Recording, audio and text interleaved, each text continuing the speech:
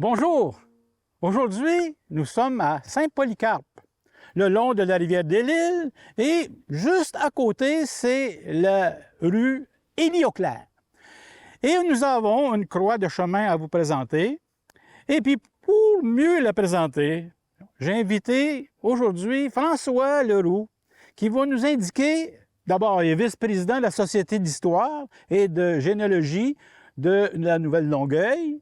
Nouvelle-Longueuil, c'est l'ancien nom de la seigneurie Nouvelle-Longueuil.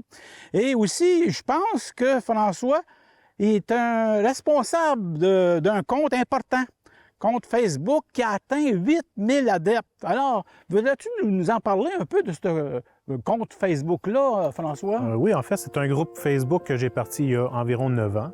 Ça s'appelle Vaudreuil-Soulanges, d'hier à aujourd'hui, Histoire et patrimoine.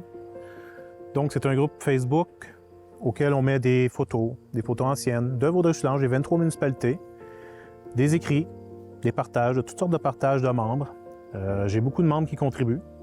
J'ai mon ami Luc Charette qui m'aide à administrer ce groupe Facebook que j'ai parti il y a 9 ans. On invite les citoyens de Vaudreuil-Soulanges de nous fournir, si c'est le cas, des informations afin de mieux connaître notre histoire, le patrimoine de Vaudreuil-Soulanges grâce au groupe Facebook de notre ami François Leroux.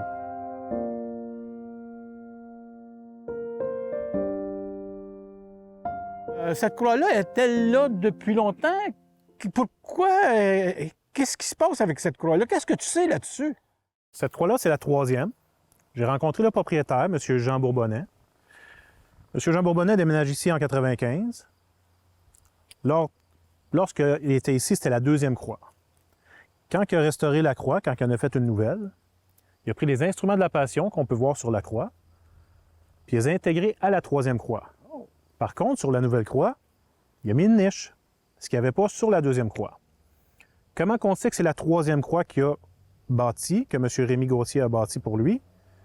C'est que M. Charlebois lui a raconté qu'il y avait eu une première croix, ensuite la 2e qui était là quand ce monsieur-là a déménagé ici, et donc la 3e que M. Rémy Gauthier a bâtie, c'est celle qu'on voit présentement. Bon, ben, on va décrire cette croix-là qui est un peu spéciale.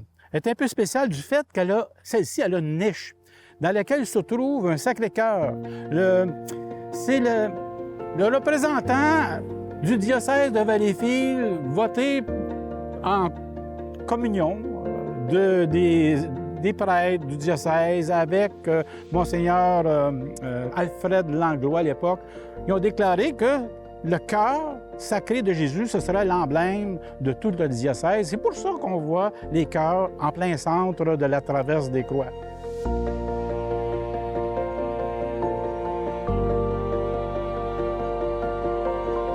On voit la niche dans laquelle se trouve une statuette du Sacré-Cœur de Jésus et elle est protégée des intempéries par une plaque.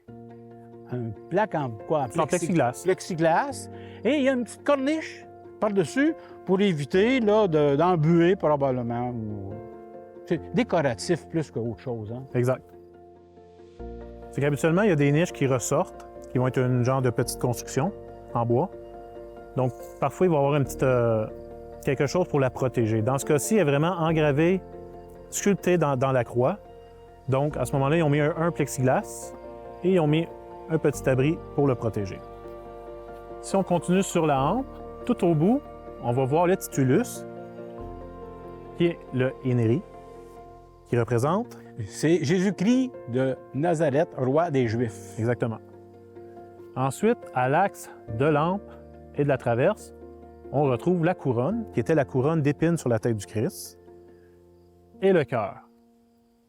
De chaque côté sur la traverse, on retrouve le marteau, qui a servi à planter les clous pour mettre le Christ sur la croix, et la tenaille pour retirer les clous. Et puis la croix, elle est décorée, elle est chanfreinée. Et comment exprimes-tu les motifs des extrémités? Bien, comme beaucoup de croix dans la région, les motifs, les extrémités de la hampe et l'extrémité de la traverse, c'est des extrémités à décors polygonaux.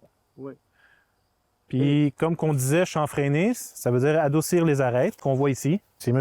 Rémy Gauthier, qui a construit la croix. C'est en son honneur que le parc à Saint-Polycarpe a été nommé ici, le parc Rémy-Gauthier. On peut remarquer aussi une chose qu'on a moins mentionnée dans les autres, c'est que le socle, c'est un socle là, en béton, forme cylindrique, et on peut remarquer que de chaque côté, il y a une plaque d'acier dans laquelle c'est verrouillé.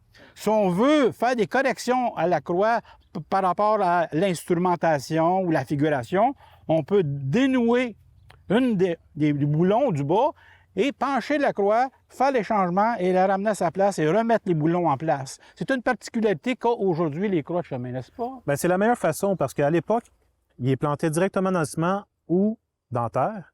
À ce moment-là, les croix pourrissaient. Donc maintenant, quand on me demande des conseils sur les croix de chemin, je leur propose de fabriquer des attelles en métal qui font en sorte que la croix ne touche pas par terre. Puis l'avantage aussi, c'est qu'en mettant 2 boulons de chaque côté, lorsqu'on veut restaurer la croix, on fait juste retirer un boulon, on penche la croix sur un chevalet, on la peint, on répare les instruments de la Passion, et on la remonte par la suite en mettant seulement le boulon qu'on a enlevé. Donc, ça empêche la manipulation de la croix, qui est compliquée, de la remettre à son endroit exact. Ça lui permet de prolonger la durée de vie de la croix. Oui, parce que justement, elle ne peut pas pourrir par le bas. C'est ça. Eh bien, je tiens à remercier François et l'équipe de C'est sur la télé et nous vous invitons à nous suivre le parcours des croix de chemin. À la prochaine!